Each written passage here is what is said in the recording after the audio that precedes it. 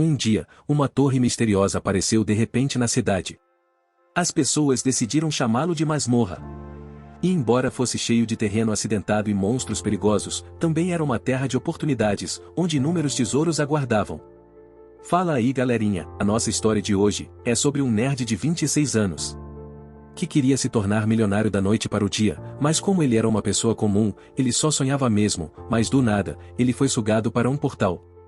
Vamos parar de enrolação, e vamos lá.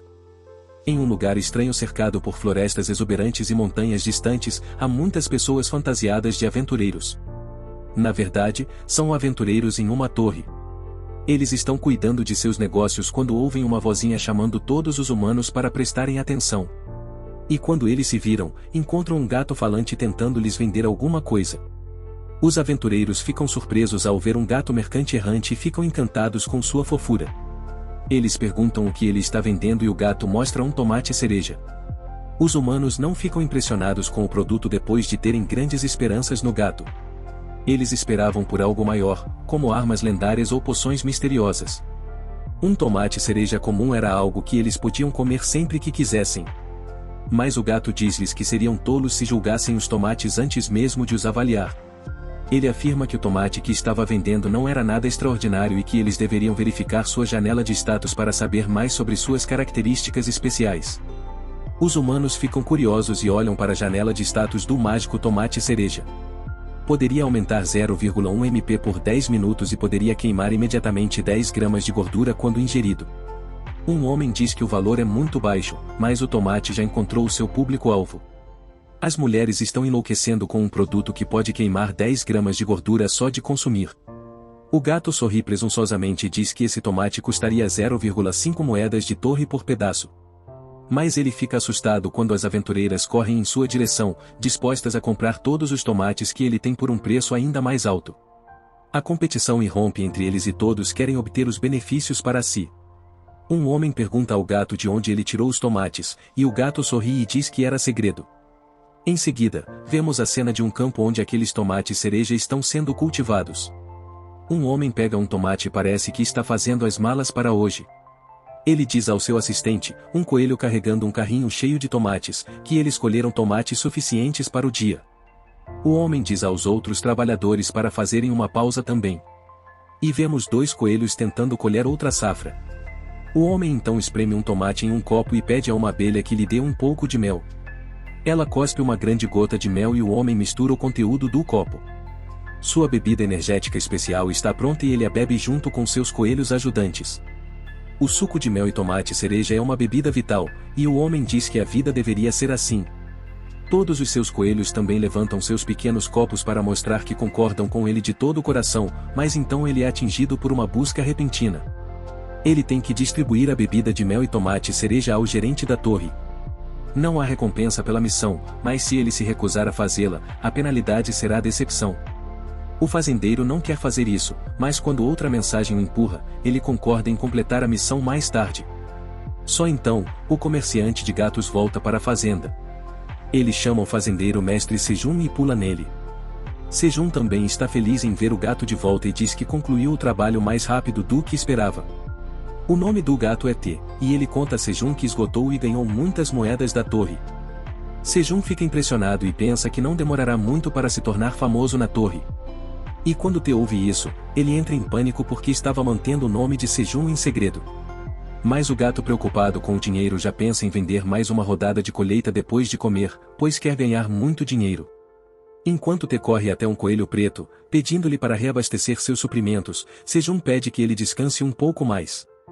O coelho preto mostra uma habilidade excepcional na pesca e pega alguns peixes para o chá. Sejun assiste ao chá e pensa que é viciado em ganhar dinheiro, mas de repente se lembra de algo que quase havia esquecido. Sejun pega um pedaço de carvão e faz um símbolo em uma parede de pedra. A parede está meio cheia com a mesma carta e esta foi a 30ª. Sejun diz que hoje já se passaram 150 dias. Ele se apresenta como Park Sejun e sua turma é um fazendeiro de torres. Sejun vai fazer a colheita. E o coelho preto e o chá pulam em seus ombros e dizem que vão ajudá-lo também. Sejun se lembra de como esteve na torre por 150 dias desde que se perdeu. Ele olha para seus campos, com diferentes tipos de plantações crescendo e coelhos e abelhas ajudando-o. E então ele se prepara para fazer algum trabalho também. Ele então começa a contar a história de como sobreviveu depois de se perder na torre. 10 anos atrás, em um dia comum, uma torre negra de 99 andares apareceu de repente no meio de Gangneom. E não foi apenas em Gangneom, mas em todos os cantos do mundo. Um total de 100 torres apareceram e todos os países começaram a investigá-las. Mas tudo o que se conseguiu descobrir foi a altura da torre, que tinha 990 metros, e que era feita de um material suficientemente forte para resistir a explosões de bombas nucleares. Mas então, um dia, as pessoas começaram a sair da torre, atravessando a parede. Houve um alvoroço e os repórteres os cercaram. Eles perguntaram aos que retornavam como eles entraram na torre. E a resposta que obtiveram foi que um dia apareceu um buraco negro na frente deles e eles foram sugados para dentro da torre. Quando abriram os olhos, encontrarão-se no primeiro andar da torre. A notícia chamou a atenção de todos, pois o mesmo incidente acontecia em todo o mundo. As pessoas que haviam desaparecido há pouco foram encontradas de repente saindo da torre. As seguintes descobertas foram feitas através da coleta de informações de diferentes pessoas que escaparam da torre e serão divulgadas em breve. Todas as 100 torres estão conectadas entre si. E quando uma pessoa entrava na torre, encontrava-se no primeiro andar. Lá, eles teriam que escolher um papel, seja guerreiro ou mago. Um homem está dizendo isso em uma coletiva de imprensa. Ele diz que os monstros começam a aparecer no segundo andar, e cada vez que eles limpam o andar, eles ganham recompensas diferentes, e se tivessem sorte, ganhariam um ingresso como o do homem. Era um item, e raro. As pessoas que foram sugadas para dentro da torre eram chamadas de despertas e podiam entrar e sair da torre como quisessem. Mas se qualquer pessoa comum quisesse entrar na torre, precisaria deste ingresso. Mas isso não significava que eles também pudessem escalar os andares da torre. Os repórteres perguntam-lhe o que o faz pensar que as pessoas se voluntariariam para entrar na torre, que tinha monstros perigosos. E a próxima pergunta é: qual foi o propósito do aparecimento da torre? O homem não sabe a resposta para a segunda pergunta, mas vai contar a todos porque alguém iria para a torre. Na sua deixa, uma mulher se aproxima com uma pequena caixa de tesouro na mão. E quando ela abre, uma pilha de ouro e joias está empilhada no chão. Os repórteres levantam-se em estado de choque e o homem no pódio diz-lhes que tem a certeza de uma coisa: subir a torre lhes dará dinheiro. Tudo isso foi uma forma de despertar o interesse das pessoas em entrar na torre. A associação desperta detinha o monopólio dos ingressos e cobrava uma quantia ridiculamente alta por eles. A notícia do aumento do preço dos ingressos de 150 milhões para 200 milhões de won está ao vivo, e uma mulher está assistindo em seu smartphone. Ela está em um shopping comprando verduras e começa a conversar com o caixa. Ela reclama que as pessoas estavam colocando suas vidas em risco para ganhar dinheiro na torre, mas era demais para elas cobrarem 200 milhões de dólares por uma passagem. Ela pergunta ao jovem caixa se ele concorda com ela, e ele nervosamente diz que ela está certa. Ele tinha Sejun, 26 anos e tentava economizar dinheiro para algo especial. Ele calcula suas economias e descobre que, após deduzir todas as suas despesas, tinha cerca de 12 milhões de dólares sobrando. Ele se pergunta como poderia manter seu sonho vivo se os preços dos ingressos aumentassem novamente. Ele está voltando para casa depois do trabalho e se pergunta quando poderá comprar a passagem. Mas ele sabe que a melhor pergunta seria se algum dia conseguiria comprar a passagem. Ele está cansado de lutar tanto por dinheiro, mas então sai do desespero. Ele grita consigo mesmo para manter o ânimo e não desistir. Ele acha que haverá alguma maneira de economizar mais dinheiro. Só então ele pensa nos vegetais que comprou por um preço baixo. Ele poderia plantá-los porque ouvirá dizer que o preço deles também estava aumentando. E ele tinha visto recentemente um anúncio de um cultivador automático de vegetais. Foi endossado por ninguém menos que seu ídolo favorito, Sarah. Sejin começa a pensar com otimismo, quase com otimismo demais. Ele acha que se economizar o dinheiro e comprar uma passagem, poderá conseguir um contrato com uma boa guilda. E então, se ele saísse da torre, ele pediria em casamento sua celebridade favorita, Sarah. Sejin imagina como essa manchete ficaria boa enquanto ele ri. Ele se anima. Mas então ele percebe algo estranho acontecendo atrás dele. Sejun se vira para ver um portal semelhante a um buraco negro e o reconhece como o ponto de fuga. Foi o mesmo fenômeno que sugou a primeira geração dos despertos. Sejun está animado. Ele acha que o desaparecimento estava aqui para ele. Ele declara que está disposto a arriscar a vida para subir na torre e pede ao buraco negro que o acolha. Mas nada acontece. Em vez disso, o buraco começa a diminuir e Sejun fica chocado, perguntando por que está diminuindo. Mas o buraco está ficando ainda menor e está prestes a desaparecer. Sejin entra em pânico, dizendo que não deixará uma oportunidade como essa passar. Se o desaparecimento não o levasse, ele mesmo resolveria o problema. Ao dizer essas palavras, Sejin pula para dentro do buraco. Ele cai de cara quando chega ao outro lado. Ele se levanta e se pergunta se realmente conseguiu entrar na torre. Sejin olha para cima com entusiasmo, falando de todas as coisas que ele sabia que estavam no primeiro andar. Ele queria ver os lustres elegantes, a praça de mármore e as lojas que vendiam poções e equipamentos. Mas não há nada parecido aqui. Sejin está em um buraco desolado em algum lugar selvagem. É uma cúpula subterrânea com uma abertura no topo através da qual a luz solar entra. Sejin se levanta e olha ao seu redor, sem ter a menor ideia de onde ele estava. Ele não consegue acreditar e grita de insatisfação, perguntando onde diabos ele estava. E vemos que ele estava em algum lugar longe da torre, no meio de uma floresta. Dentro do último andar da Torre Negra. Uma esfera de cristal está brilhando em vermelho e apitando. Vemos a silhueta de um dragão olhando para aquela bola de cristal em estado de choque. A bola havia detectado uma mudança na torre, e o dragão deveria encontrar a causa, pois esse era seu dever como administrador da torre. Mas nem o dragão nem Sejun têm ideia um do outro ainda. Sejun relembra tudo o que ouviu sobre o primeiro andar da torre nas entrevistas com os despertos. Alguém disse que era como um palácio muito espaçoso e que havia muitas coisas que poderiam comprar lá. Ainda outro homem disse numa entrevista que a sala de treinamento era a coisa mais importante no primeiro andar. Isso é o que Sejin ouviu, mas olhando para sua casa, ele se pergunta onde estava. Um pequeno lago de água, uma abertura superior para a luz solar e uma caverna que o cercava por todos os lados. Isso era tudo que ele podia ver agora. Sejin é derrotado por seu destino e está sentado em um canto, visivelmente exausto e totalmente arrasado. Ele vagou pela caverna durante um dia inteiro e não encontrou saída. Não havia nenhum local de comércio ou loja, na verdade, não havia nada aqui. Ele gritou por socorro e ninguém ouviu seu chamado, o que significava que não havia ninguém por perto. E só há uma possibilidade que lhe vem à mente e que o aterroriza. Ele estava perdido dentro da torre, pois estava em pânico, o alarme do telefone tocou. Sejun tem certeza de que seu alarme está correto e marcou que um dia inteiro se passou aqui. Seu estômago ronca e Sejun admite que estava com fome. Ele tira todas as coisas que tinha com ele. Uma garrafa de água, alguns tomates cereja, cebolinha, batata doce e uma maçã, que era tudo o que Sejin tinha com ele, e ele decidiu comer a maçã primeiro. Comer uma maçã pela manhã era algo que ele gostava, e a que ele acabou de comer é deliciosa demais. Mas não é o suficiente, e Sejin come uma batata doce depois. E a textura, o sabor e a umidade da batata doce eram algo que ele não esperava. Foi muito melhor do que ele esperava, embora estivesse cru, mas porque ele falava enquanto comia. Ele engasgou com a batata doce e bebeu água para engoli-la. Aí ele se deita e pensa que foi uma boa refeição. Sejin olha para o teto aberto da caverna e se pergunta quanto tempo ficará aqui. Ele deve encontrar uma maneira de escapar antes que fique sem comida. Ele olha para a pouca quantidade de comida que tem e se pergunta quanto tempo isso vai durar. Nesse ritmo, ele morrerá de fome se não for resgatado. Mas Sejin expulsa esse pensamento de sua mente, determinado a não morrer assim. Era seu sonho entrar na torre.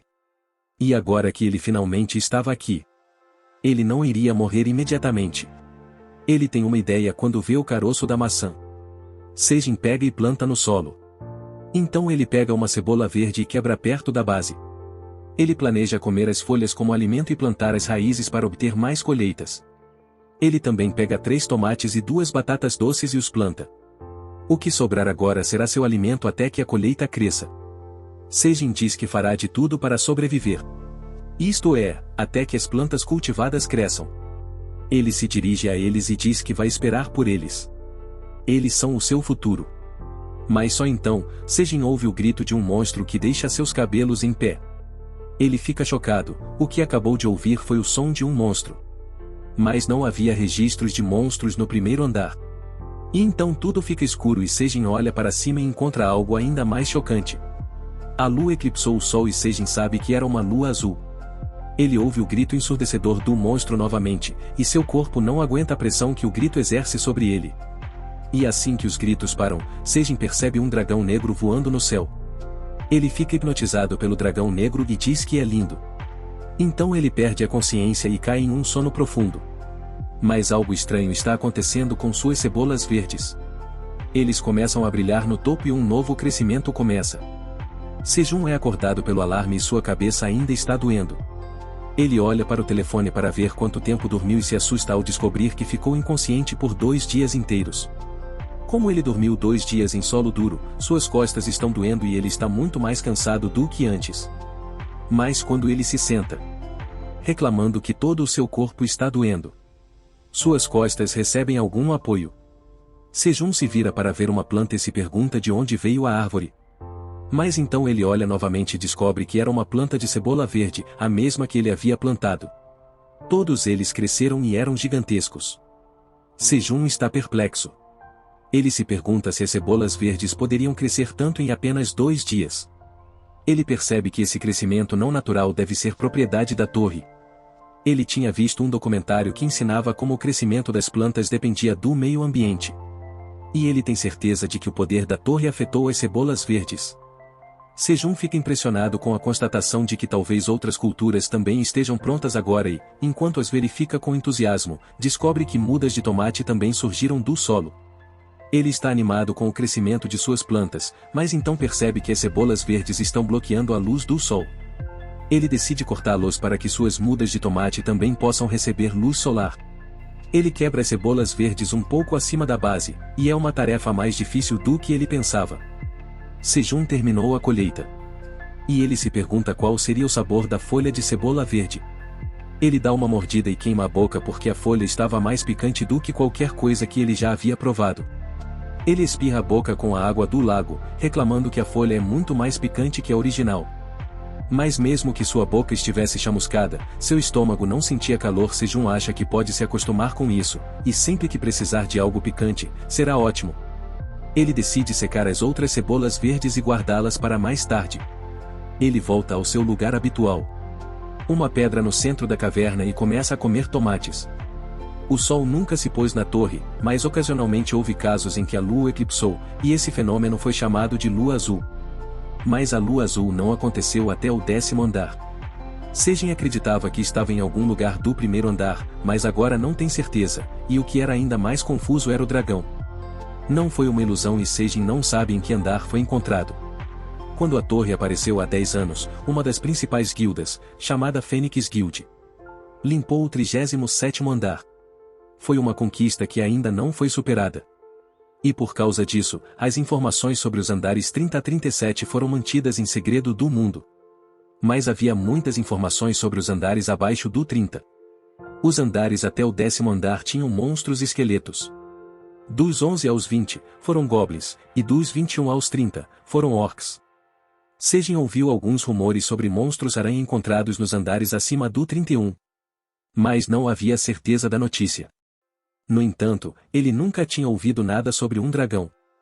Ele nunca tinha ouvido falar de nada parecido com isso, nem mesmo monstros lagartos. Sejin está deitado enquanto se pergunta se está em um chão tão alto que ninguém ainda o alcançou. Mas então gotas de água caem em seu rosto e Sejin se levanta. Estava chovendo na torre? Ele tinha ouvido falar que o tempo estava quase sempre agradável e, quando olha para cima, o céu também está claro. Mas ele vê algo se movendo muito rápido e fica com medo de que seja um monstro. Mas a criatura que ele acabou de ver avança. E é um coelho fofo babando nas colheitas de Sejun. Sejun fica surpreso e se pergunta se o coelho também era um monstro. O coelho pula no buraco e Sejun corre para pegá-lo. Mas o coelho usa a cabeça como trampolim e pousa em segurança no chão. Ele pula até as cebolas verdes e Sejun percebe que o coelho era algo extraordinário. O coelho aponta para as cebolas verdes e Sejun pergunta se ele quer comê-las. O coelho dá sua resposta e Sejun entende que ele quer comer. Ele quebra a folha da cebolinha e dá ao coelho, que a pega com prazer. Ele come com avidez e Sejun diz que ele poderia comer mais se gostasse. E então Sejun percebe que as plantas já voltaram a crescer. Nesse ritmo, ele terá que colhê-los 2 vezes ao dia. Mas o coelho começa a dizer algo em voz alta e Sejun descobre que não está falando com ele.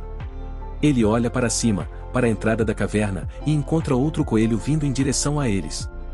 Ela coloca nas mãos do primeiro coelho um chapéu de palha e um regador, e os dois ficam na frente de Sejong. Sejong fica surpreso ao ver outro coelho, mas então pensa que os dois estão de alguma forma relacionados. Ele pergunta aos coelhos se eles são casados, e eles dizem que ele está certo. Sejong começa a pensar em manter um diário de sua vida na torre, e na primeira página desse diário estará a história de um casal de coelhos que se juntou a ele na caverna. O casal de coelhos começa a trabalhar para Sejong, e seu trabalho é ajudá-lo a cultivar e colher. Eles estão conversando enquanto fazem seu trabalho, e Sejong percebe que eles são um ótimo casal. Mesmo que ele não os entenda. Mas ele se pergunta como isso aconteceu. Ontem, depois que os coelhos se apresentaram a Sejong, eles disseram a ele que queriam morar na caverna e pareciam muito fofos enquanto tentavam persuadi-lo. Sejong sentiu que poderia morrer de overdose de fofura e aceitou o pedido com uma condição. Ele disse aos coelhos que eles não poderiam viver aqui de graça se o ajudassem na agricultura. Ele consideraria deixá-los ficar. Ele pensou que isso iria dissuadir um pouco os coelhos, mas em vez de hesitarem, eles pularam sobre ele e começaram a abraçar-se. E Sejong teve que mostrar muita contenção para não deixá-los entrar sem um teste, pois abraçar seus pelos macios o fez querer adotar os dois. Agora ele está sentado em sua posição, observando o trabalho dos coelhos. Ele acha que os coelhos estavam usando sua fofura para controlá-lo, mas deixa passar. Mas, nesse sentido, ele pergunta aos coelhos se as ferramentas que eles estavam usando eram itens.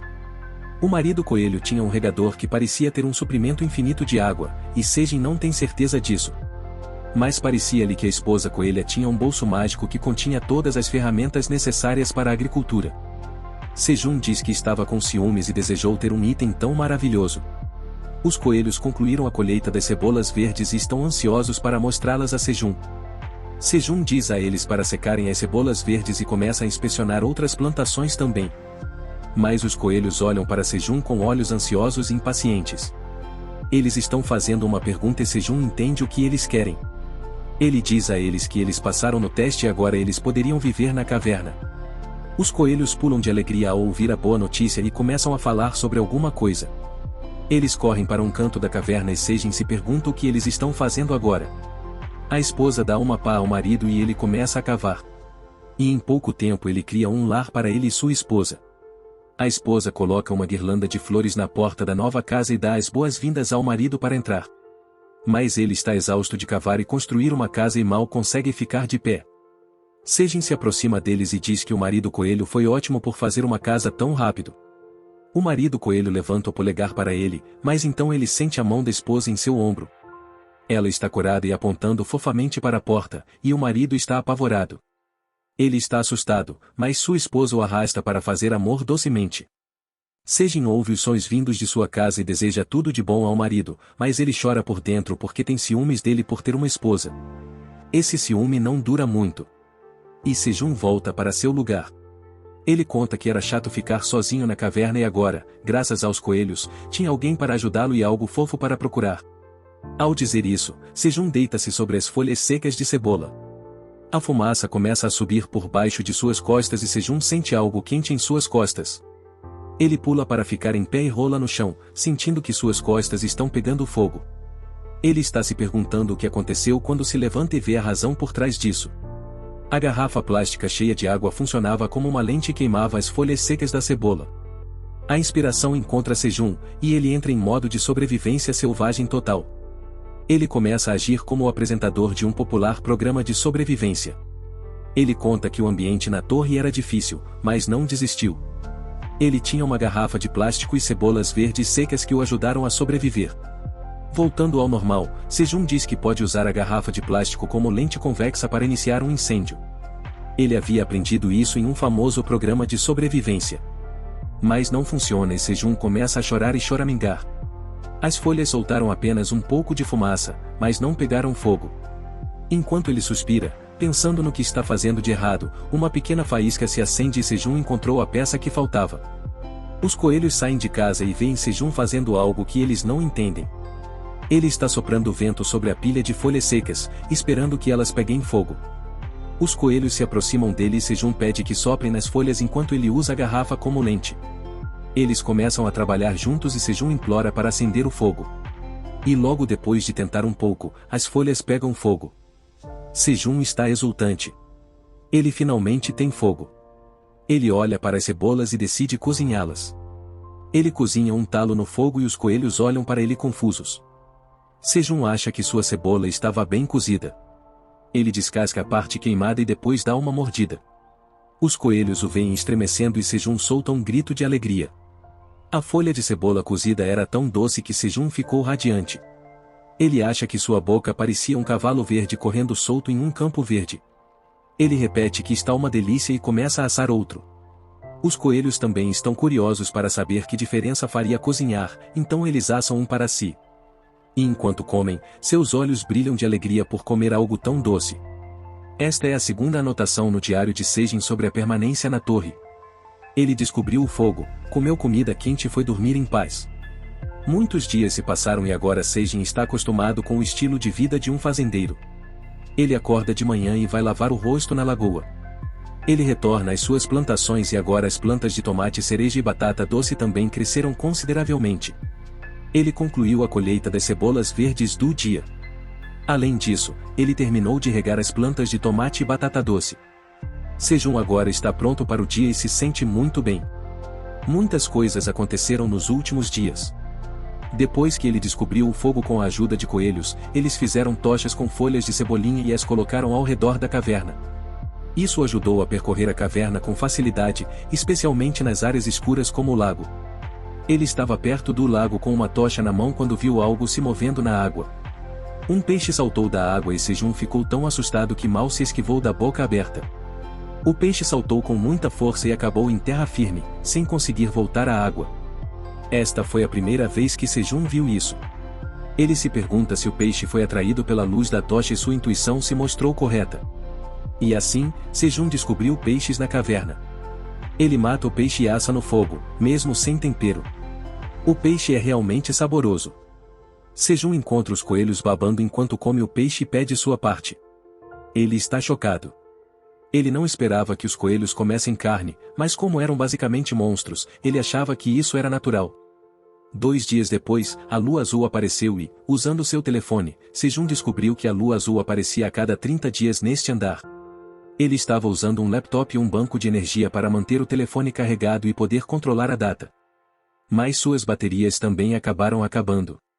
Então Sejin não teve escolha senão começar a marcar o número de dias na parede. E era assim que ele estava controlando o tempo agora. De volta ao presente, é o 61º dia.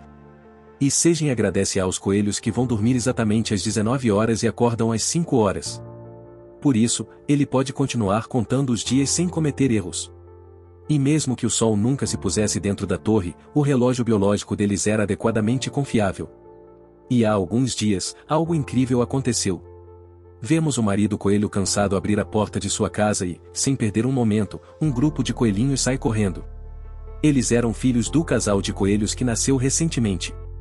E agora eles gostam de Sejun, que é tio deles. Eles correm direto para Sejun e saltam sobre ele, jogando-o no chão. Eles são realmente fofos, e Sejun não se cansa de sua fofura. Mesmo enquanto eles mordem seu rosto, ele ri e gosta da companhia deles. Sejun olha para o marido coelho, privado de sono, e diz que deve ser difícil criar bebês. Mas neste momento ele diz que vai cuidar dos bebês por um tempo, e o casal deve relaxar e tomar o café da manhã. Os tomates cereja começaram a florescer e Sejin leva os coelhinhos com ele para verificá-los. Os bebês estão brincando na fazenda enquanto Sejin verifica suas plantas. As flores desabrocharam e, embora fossem flores de tomate, Sejin agora pensa que tem um jardim de flores. Para dar frutos é preciso polinização, e ele tem que fazer isso manualmente. Sejun usa um pequeno bastão para polinizar artificialmente as flores, mas todo o trabalho de flexão e trabalho está afetando suas costas. Ele diz que seria ótimo se houvesse abelhas por aqui, mas acha que está pedindo demais. Um bebê coloca o rosto dentro de uma flor e recebe pólen no rosto. Ele espirra e Sejun começa a rir. Mas então Sejun percebe algo. Os tomateiros começaram a dar frutos. Depois de tanto tempo. Seu trabalho duro está começando a mostrar alguns resultados. Sejun comemora os primeiros frutos de seus tomates cereja e dança com o coelhinho. Este dia é aquele antes da lua azul e, quando ela está prestes a se aproximar, Sejun se prepara para sobreviver. Ele apaga o fogo e armazena uma pequena quantidade de folhas queimadas sob enormes pedras. Ele está com roupas improvisadas feitas de folhas de cebola e acha que será o suficiente para se manter aquecido e escondido. Os coelhos também voltam para suas casas à medida que a lua azul se aproxima. Há algo assustador que acontece sempre que ocorre a lua azul, e Sejong está confiante de que eles sobreviverão como os anteriores. Ele acha que vai ser moleza e se esconde. A lua azul começa e monstros começam a gritar por toda a floresta. Sejong não tem medo, mas está cansado e espera que a lua azul acabe logo. Para se preparar para uma situação improvável, ele já escondeu as coisas com forte odor e agora está escondido em um canto. Mas como é difícil dizer quanto tempo se passou, ele está cansado de esperar. Gostou do vídeo? Não se esqueça de se inscrever no canal e ativar o sininho para receber notificações sempre que postarmos conteúdo novo. Deixe o seu like e compartilhe com os amigos. Sua participação é muito importante para nós.